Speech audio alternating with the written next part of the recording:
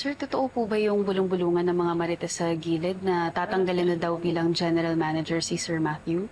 For now, kinuntest namin ang order ni Mr. Robles, kaya reinstated si Kuya sa board at hindi na kami banned.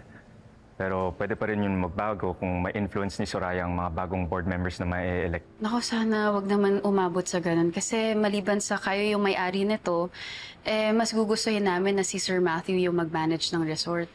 Wag na kayong umasa na magsistay in power pa si Matthew for long. What are you doing here? Di ba sinabi ko sa'yo, ayaw na kitang makita at makausap ulit? That makes two of us.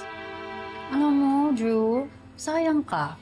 Kasi type pa naman kita. Kasi you're hot, you got the swag, tapos mayaman pa yung family mo. You're a good catch, actually. Kaso nga lang, kahit anong papansin ko sa'yo, hindi mo ako pinapansin kasi puro ka, ikit this, ikit that. Ayun tuloy. Na-turn off tuloy ako sa'yo at saka lalo na ngayon na medyo alanganin na yung posisyon ng family mo dito sa resort. Totally nawalan na ako ng interest sa'yo. Like, zero na talaga. Pwede ba, Ange? Umalis ka na lang. You have no right to speak to her that way. I suggest you take it back. Bakit hindi? She has every right to be here dahil pamangkin ko si Angela.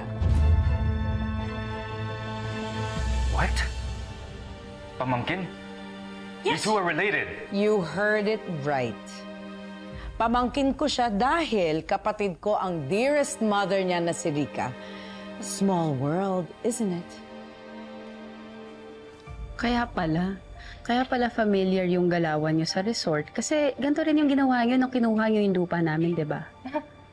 In fairness sa'yo, ang tapang mo pa rin kahit wala na yung kriminal mong BFF. Pwede ba, wag mo siyang pagsalitaan ng ganyan dahil biktima lang din siya dito. So ito ba yung goal nyo from the very start? Yung resort talaga yung habol nyo? Yes, why not? May masama ba doon? Gusto ko lang naman i-improve itong resort dahil mukhang hindi nyo naman kayang patakbuhin ng maayos. Kaya gagawin nyo ang lahat para makuha ang resort, ganun ba? Even killing my dad. Gaya ng pagpatay nyo kay Mangani? Mag-ingat ka sa pananalita mo. Baka ikaw ang kasuhan ko at ikaw naman ang makulong. Hindi mo ako madadaan sa threat. Kayo ang dapat matakot because I won't stop until I find out the truth. At kapag nalaman ko na may kinalaman kayo sa pagkamatay ni Dad, I'll make sure mananagot kayo sa batas.